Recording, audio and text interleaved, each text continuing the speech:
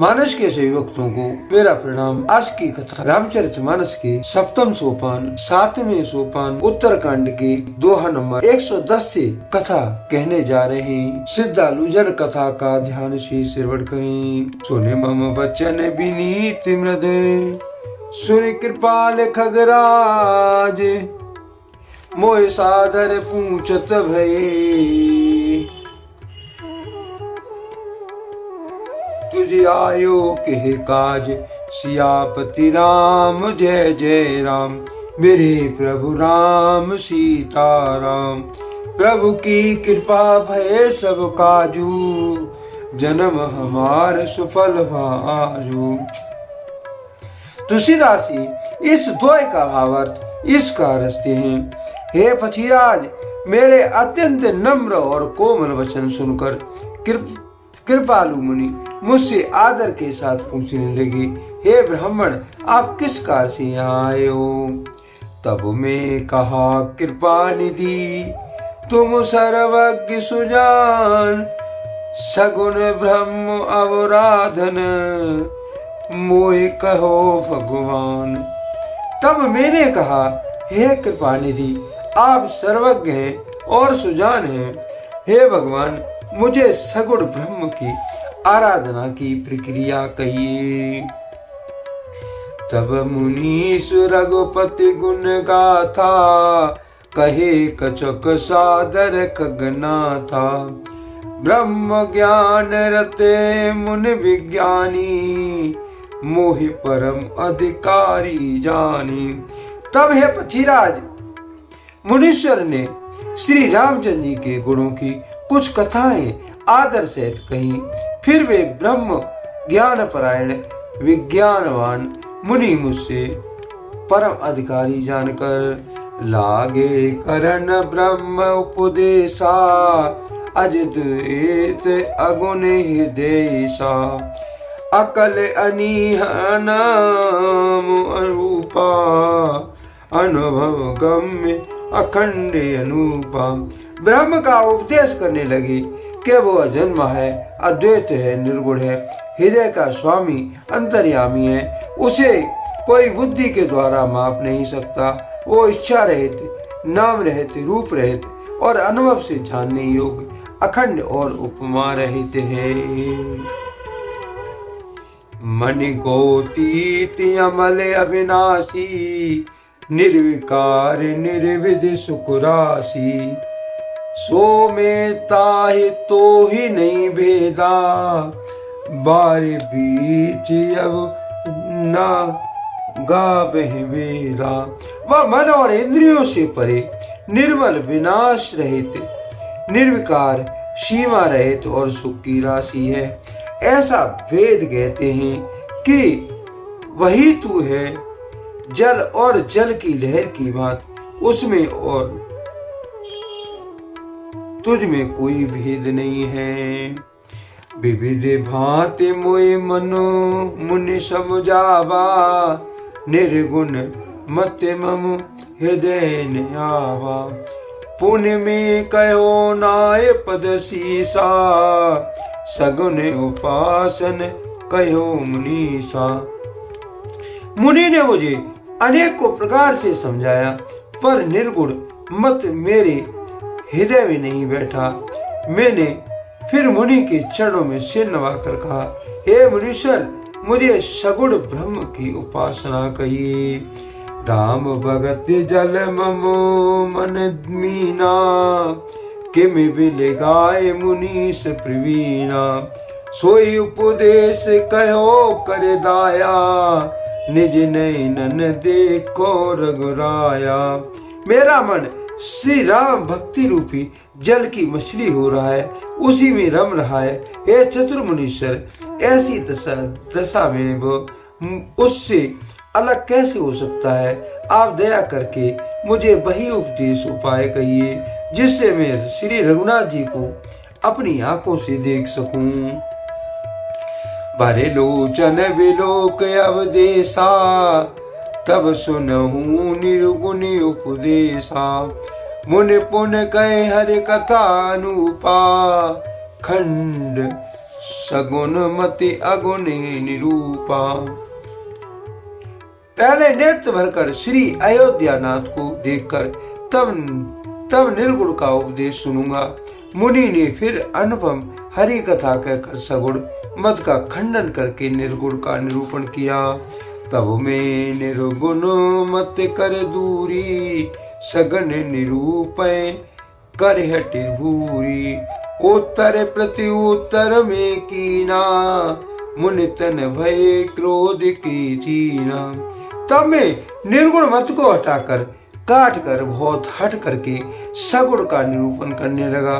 मैंने उत्तर प्रत्युत्तर किया, इससे मुनि के शरीर में क्रोध के चिन्ह उत्पन्न हो गए।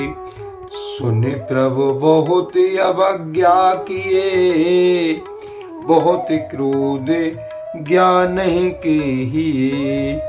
अति संघर्षण जो कर को, अनल प्रगट चंदन की हुई। हे प्रभु सुनिए, बहुत अपमान करने पर ज्ञानी के भी हृदय में क्रोध उत्पन्न हो जाता है। यदि कोई चंदन की लकड़ी को बहुत अधिक रगड़े तो उससे भी अग्नि प्रकट हो जाती है। बारंबार सकोप मुनि करो निरूपण ज्ञान, मैं अपने मन बैठ तब करो विविधि अनुमान। सियापति राम जय जय राम, मेरे प्रभु राम सीताराम। तुलसीदास जी इस द्वय का भावार्थ इसका लिखते हैं। मैंने बार बार क्रोध सहित ज्ञान का निरूपण करने लगा। तब मैं बैठा बैठा अपने मन में अनेकों प्रकार के अनुमान करने लगा। क्रोध के द्वैत द्वैत के बिन अज्ञान, माया वश पर छन जड़ जीव के ईश समान। बिना द्वैत विधि के क्रोध कैसा, और बिना अज्ञान के क्या द्वैत विधि हो सकती है। माया के वश रहने वाला परिचन जड़ जीव क्या ईश्वर के समान हो सकता है। कबहू के दुख सब कर हिता के, ते के दर्द परस मन जाके। पर दो ही होए निशंका, कामी पुन के रहे अकलंका। सबका हित चाहने से क्या कभी दुख हो सकता है। जिसके पास पारस मणि है उसके पास क्या दरिद्रता रह सकती है। दूसरे से द्रोह करने वाले क्या निर्भय हो सकते हैं। क्या कामी क्या कलंक रहित वेदाग रह सकते हैं। वंश के रहे दुज अनित कीने, कर्म के होए स्वरूप चीने। काहू सुमित के खल संग जामी, शुभ गति पाव के परत्रियगामी। ब्राह्मण का बुरा करने से क्या वंश रह सकता है। स्वरूप की पहचान आत्मज्ञान होने पर क्या आसक्ति कर्म हो सकते हैं। दुष्ट के संग से क्या किसी की सुबुद्धि उत्पन्न हुई है।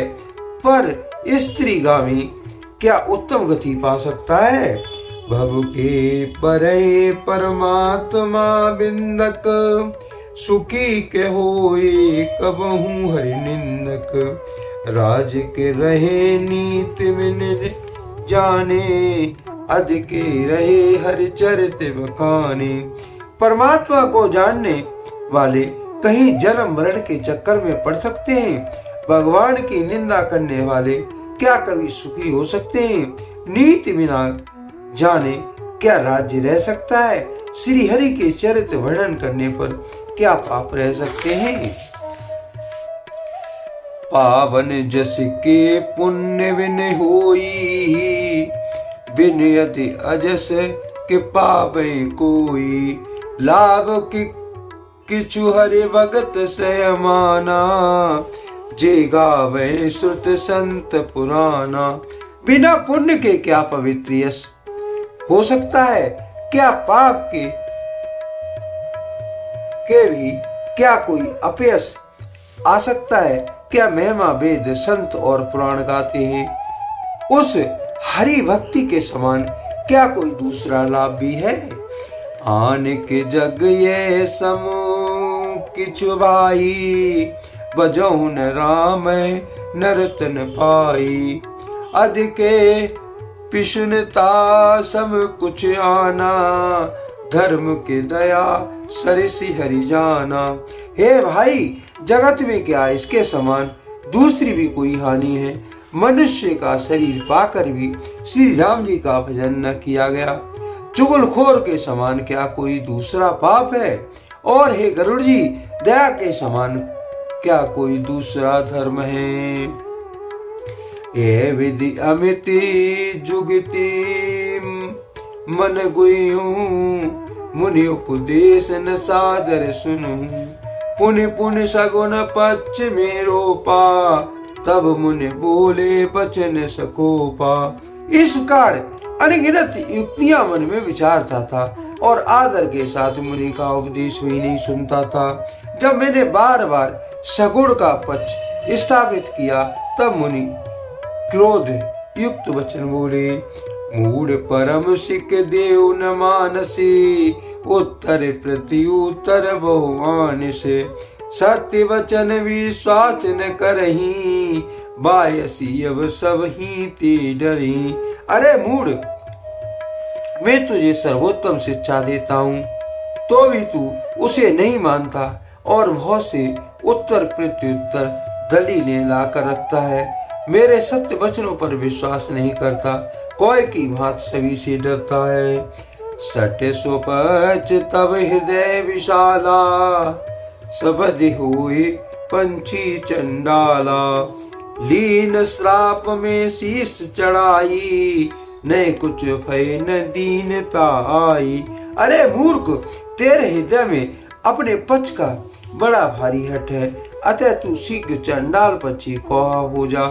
मैंने आनंद के साथ मुनि के सांप को सिर पर चढ़ा लिया, उनसे मुझे न कुछ भय हुआ और नहीं दीनता आई। तुरंत भयो में काग तब, पुण्य पुण्य पद सिर नाय। सुमिर राम रघुवंश मुनि, हर्षित चले उड़ाओ। सियापति राम जय जय राम, मेरे प्रभु राम सीताराम। प्रभु की कृपा भय सब काजू, जन्म हमारा सुफल आजू। तुलसीदास जी इस द्वय का भावार्थ इसका लिखते हैं। तब मैं तुरंत कौवा हो गया और फिर मुनि के चरणों में सिर नवाकर और रघुकुल शिरोमणि श्री राम जी का स्मरण करके मैं हर्षित होकर उड़ गया। आज के लिए कथा का यहीं पर विराम दिया जाता है। यदि मुझसे पढ़ने में कोई त्रुटि हो गई हो तो राम सेवक जानकर मुझे क्षमा करें। यदि आपको रामचरितमानस की ये कथा पसंद आई हो तो कमेंट में जय श्री राम अवश्य लिखें और अपने प्रिय मित्रों को कथा का शेयर करें। धन्यवाद। जय श्री राम।